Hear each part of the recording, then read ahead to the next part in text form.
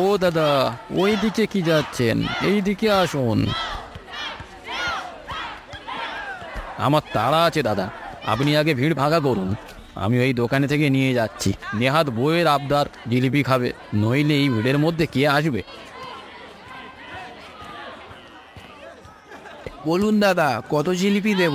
500 গ্রাম দিন দাদা, গরম গরম দেবেন, আর একটু তাড়াতাড়ি দিন।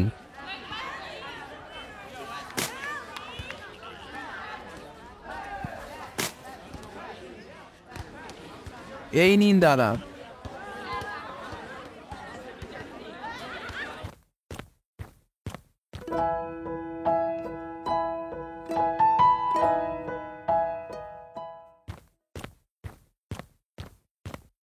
আরে দাদা, তোমার জিলিপিতে কোনো স্বাদ নেই। আজ মদনদার কাছ থেকে নিয়ে যাই, দেখি কেমন খেতে হয়।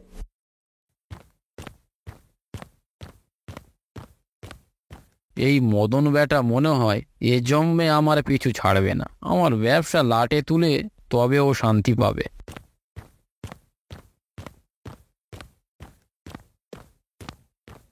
আরে দাদা, কোথায় যাচ্ছ? আর বলো না, মেয়েটা বায়না ধরেছে জিলিপি খাবে, তাই জিলিপি কিনে নিয়ে যাচ্ছি। তা তোমার হাতে ওটা কি বাপু? জিলিপি আছে, বাড়ির জন্য নিয়ে যাচ্ছি। ওই দোকান থেকে নিলাম, যেমন স্বাদ তেমন গন্ধ, খুব ভালো খেতে। ঠিক আছে ঠিক আছে, আজ তাহলে আসি, একটু তাড়া আছে। আচ্ছা, আসুন আসুন।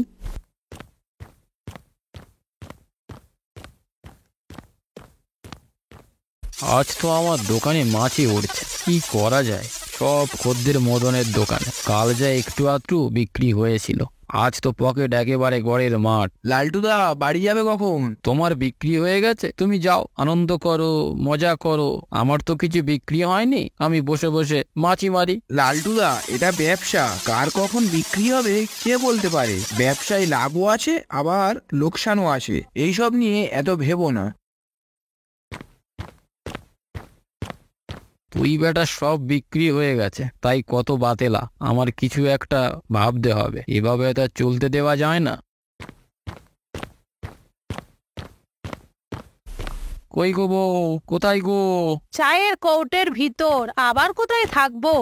আরে চড়ছো কেন? আরে বউ, তুমি তো চটে গিয়ে দেখছি ভালোই কথা বলেছো। মাঝে মাঝে চটে গিয়ে না তোমার মাথার তারগুলো নড়ে ওঠে, বুঝলে? কি আবল তাবল বকছো?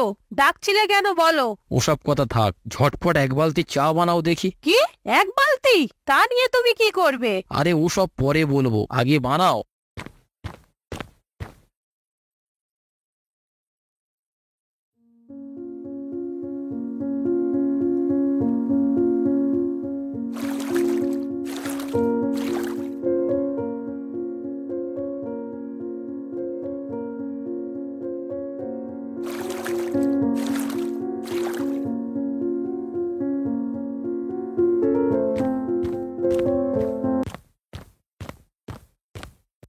তুমি আবার ওই সব জালিয়াতি করছো?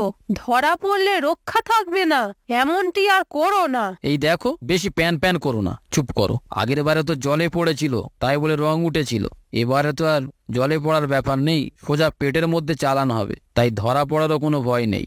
না গো, তুমি এমন করো না, আমার খুব ভয় করছে।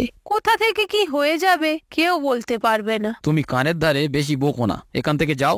ওদিকে মদন বেটার সব বিক্রি হয়ে যাবে, আর আমি কি হাত গুটিয়ে বসে থাকবো? কাল বেটা আসুক, একেবারে নাকানি চোবানি খাইয়ে ছাড়বো। আসুন আসুন, জিলিপি নিয়ে যান, 500 গ্রাম 30 টাকা, 1 কেজি 50 টাকা। আসুন আসুন।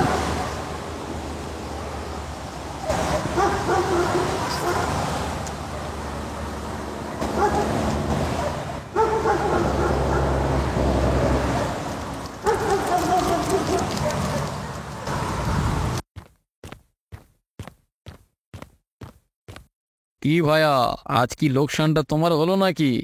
লালটুদার জিলিপিগুলো অত রংচঙে হলো কি করে? একবার কি জিজ্ঞেস করবো? না থাক। কি ভাইয়া, মনে মনে কি ভাবছো? না লালটুদা, কিছু না, তুমি বাড়ি যাও।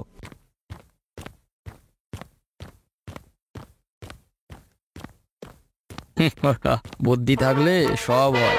আগের দিনের বাসি জিলিপি রং মাখিয়ে কিভাবে বিক্রি করলাম, কেউ বুঝতেও পারলো না।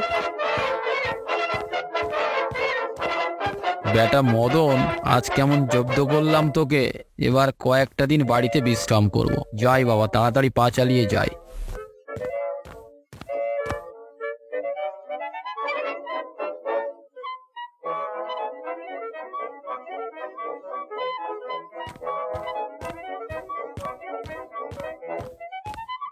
আরে দাদা, ওখানে অত জটলা কিসের?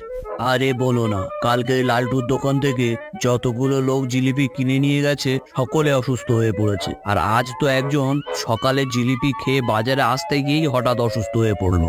উনি যে লালটুদার জিলিপি খেয়ে অসুস্থ হয়েছেন সেটা কিভাবে বুঝলেন?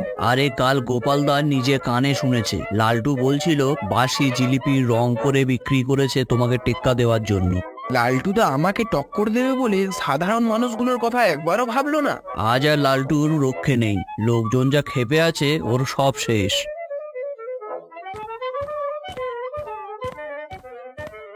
এখন ব্যাপারটা সামাল দেবো কিভাবে?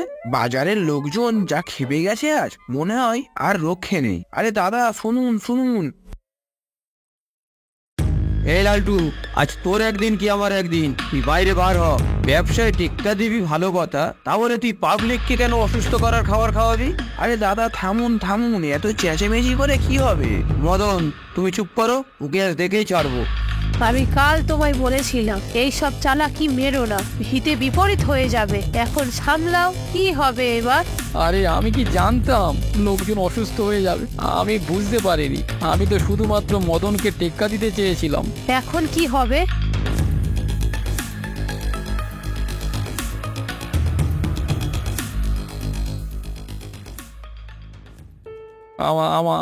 আমার ভুল হয়ে গেছে। আমি বুঝতে পারিনি। আমি হিংসায় অন্ধ হয়ে গিয়েছিলাম। আমি বুঝে শুনে কিছু করিনি। আমাকে মাফ করে দাও তোমরা। আমি আর কখনো এমন কাজ করব না। আমাকে মাফ করে দাও। দাদা, এবারের মতন লালটুদাকে ছেড়ে দিন, উনি নিজের ভুল বুঝতে পেরেছে। মদন, তোমার কথার উপর ভরসা করে ওকে ছেড়ে দিলাম, কিন্তু